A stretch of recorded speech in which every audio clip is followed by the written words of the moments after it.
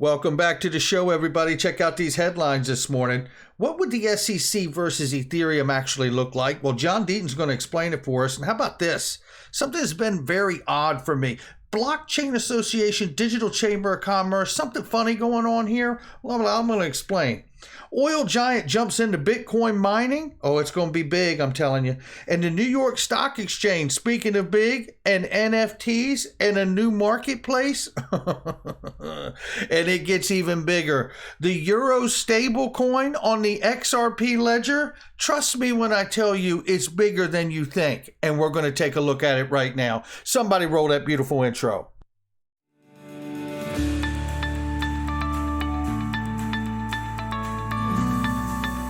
Digital Perspectives with Brad Kimes. Come on in.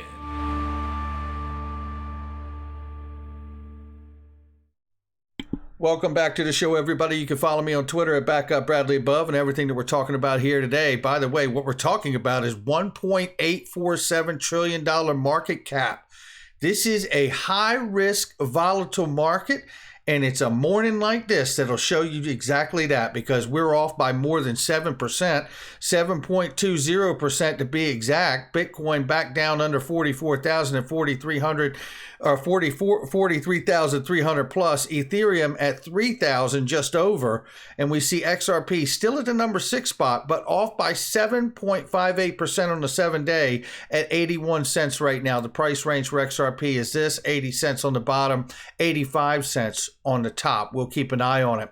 But it's this kind of volatility that makes me happy to remind you, I'm buying this from Masterworks. I am a proud owner, and I am excited because I am a huge fan of really great art and Pablo Picasso. And I now can tell you that I am a part owner in a Pablo Picasso, and there it is, congratulating me. I did this morning. I saw the way the market looked. And listen, you guys know, if you've been with me for any amount of time, you guys know I'm looking to be in this high-risk, volatile market and take some of my gains and put them into other places where I can have safer returns that are not really correlated with the market volatility in other areas. And fine art is now available to people like you and me. And you can purchase a Pablo Picasso for $20 a pop at masterworks.io. And they've had a lot of new work come on here, by the way. Look at some of these new work of artists and stuff here. I'm telling you, there's a lot of new paintings on here. Let me put it back to the homepage so you can see how many new artists paintings have been brought on here. It's really, really exciting. Look at this one here. This guy, historically, 52.1% of similar works by this artist calls right here. I tell you, remarkable, remarkable stuff. And some of these others are almost fully filled for opportunity to be in it. I'm in this one by Christopher Wool. I tell you, this stuff, I could talk about this all day because I'm so excited. This one, 99% full. So there's not many more $20 offerings available for this painting. Really, really remarkable stuff. I'm a proud owner of Picasso. That's amazing. I love that guy's art.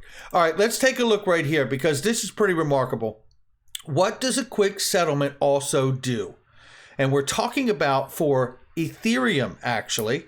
It was floated as a suggestion by Charles Gasparino from Fox that, in fact, it may be that Gary Gensler can't discuss Ether, because we know he can't discuss XRP or Ripple because of the ongoing case. But it may be that he says he can't discuss Ethereum because maybe there is an investigation underway for Ethereum.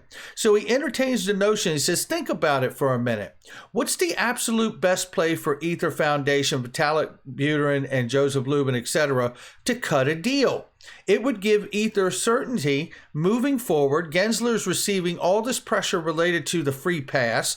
I wouldn't be surprised to hear about a settlement, he says, in response to Charles Gasparino's thought that there could be an investigation.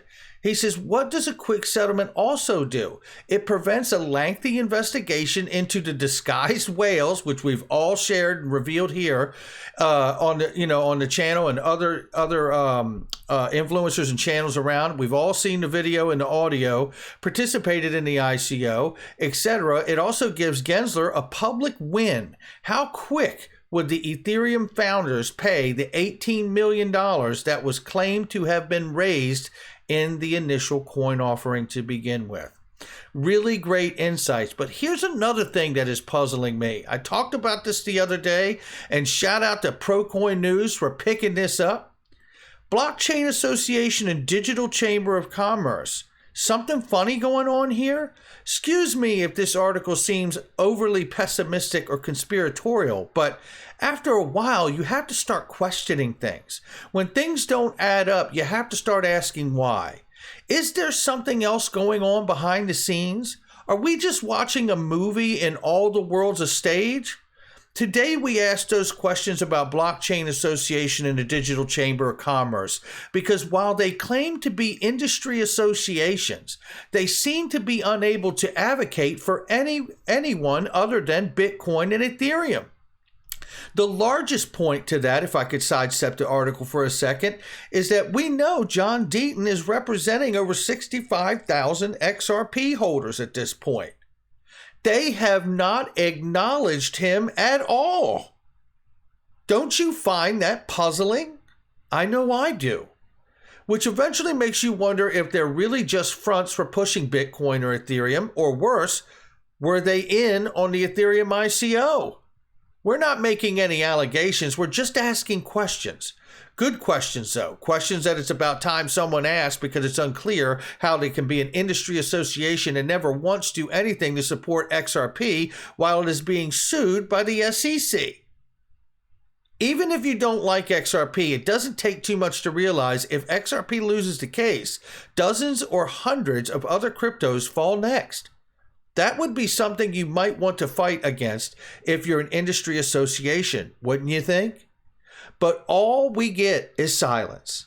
So we're speaking up, and they noticed a tweet that I put out a couple days ago actually asking Jake Travinsky from the Blockchain Association to stand up and ask for a public audit of the Ethereum ICO and to ask the even deeper question, why didn't the SEC do it to begin with? Let's take a look right here. Lithuania's central bank has told the country's banks to prepare for power cuts and cyber attacks.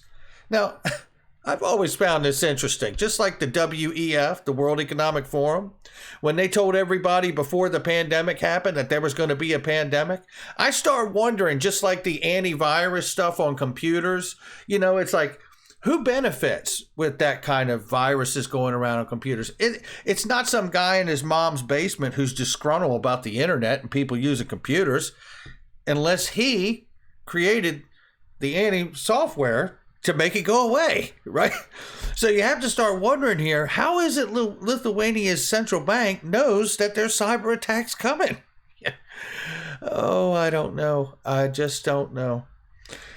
120 billion oil and gas giant ConocoPhillips is joining Bitcoin mining fuel business. Oh, yes, they are. Oh, yes, they are. And look at what they're doing. According to a representative from the firm, the decision to dive into Bitcoin business was in line with the company's objectives to reduce and ultimately eliminate routine flaring as soon as possible, no later than 2030, which falls in line with carbon neutral goals, right, in the green agenda globally. The company, which operates in 14 countries, has published various reports explaining its intention to tackle the emission problem caused by routine flaring in the lower 48 states, with which Bakken Falls, is also expressed a deep interest in partnering with technologies and the potential to provide a solution to incessant problem of carbon emissions. It goes on to say here that flaring process can be used because it's reducing the use of unsustainable energy sources by really turning it into Bitcoin miners and using it to their advantage. This could be a really good relationship. It's a pilot program for now, but we'll keep an eye on it. Take a look at this, because this is something else to keep an eye on. It's Coinbase, Robinhood, Kraken, and other top exchanges join new anti-money laundering organization, and it's worth noting. Right here, they have joined the organization Trust, which will join the Travel Rule Universal Solution Technology, a joint solution created to comply with the U.S. Financial Crimes Enforcement Network, known as FinCEN, and their travel rule. which requires financial institutions to collect and retain certain information related to funds transfers and transmittals in the amount of $3,000 or more. We know that this travel rule has been in question, but it looks like the exchanges are absolutely making sure that all the regulators understand they are willing to comply. So you better be aware of that too. Looking right here, New York Stock Exchange, you just can't make it up. Files for NFTs. I think it's safe to say it's on like Donkey Kong, like we hear digital asset investors say. And I know I say it too. We're from that era. Donkey Kong was a big game, damn it, back in the day, and I used to love it. But anyway, let's take a look at this because look how big it actually is. It really is on like Donkey Kong. The New York Stock Exchange has applied for trademark licenses to launch metaverse, NFT, and cryptocurrency-related products, according to a filing with the U.S. Patent and Trademark Office from February 10th. Take a listen. While NYSE denies it has imminent plans to launch virtual products, the licenses would allow Stock Exchange to create a digital marketplace alongside its existing exchange. If approved, the NYSE could create an entirely new marketplace for buying and selling NFTs. You don't suppose that's because Gary Gensler's going to have all NFTs be securities, do you? Because I happen to think that it is. And I think actually, not many times do I align with the gentleman, but I think a lot of NFTs could be made to say that they really are, in fact, securities, depending on the situation.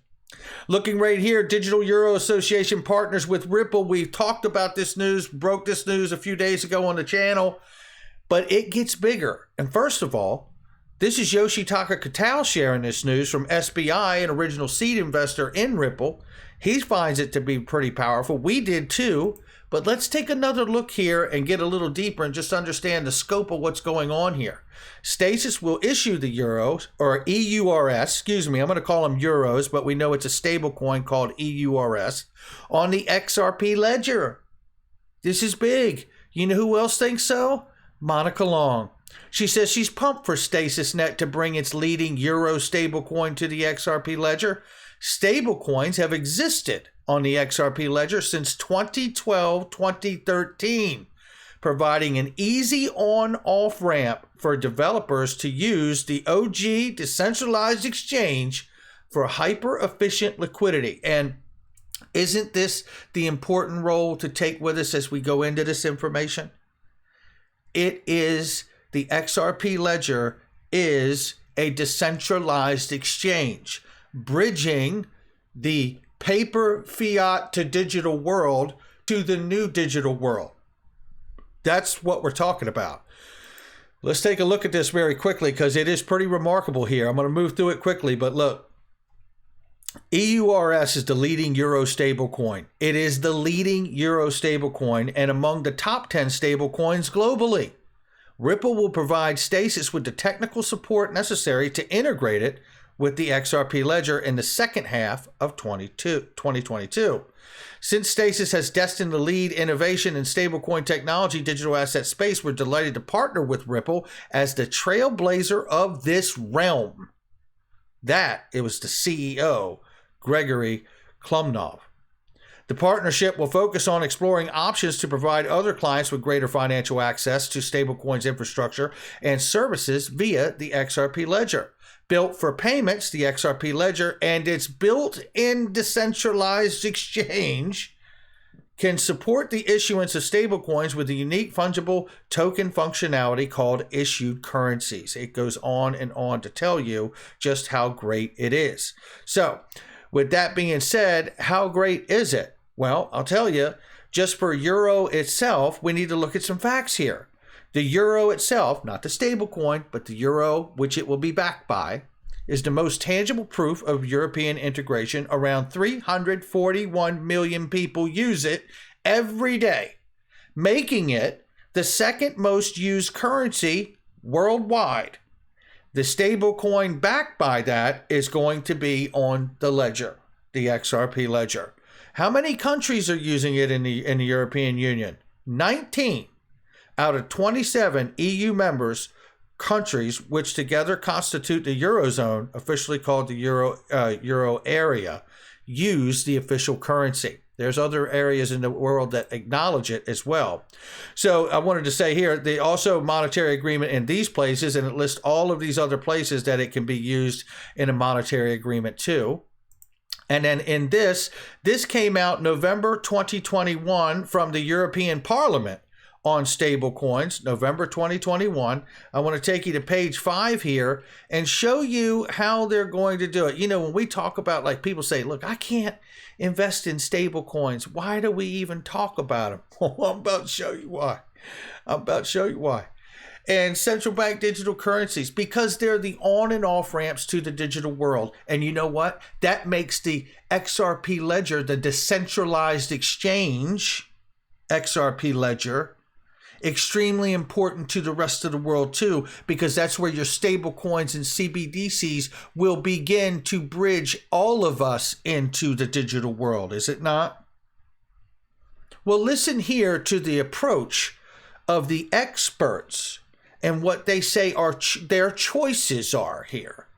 The authors are of the view that for this to happen with the use of stablecoins it's discussing, the current regulatory infrastructure, including, for example, the Glass-Steagall Act or the Dodd-Frank Act, should be updated and or new legislation passed requiring stablecoin issuers to become banks insured by the Federal Deposit Insurance Corporation, FDIC, or to run their business out of an FDIC-insured bank. This is the language we're hearing 2 days ago in the Senate Banking Committee, is it not?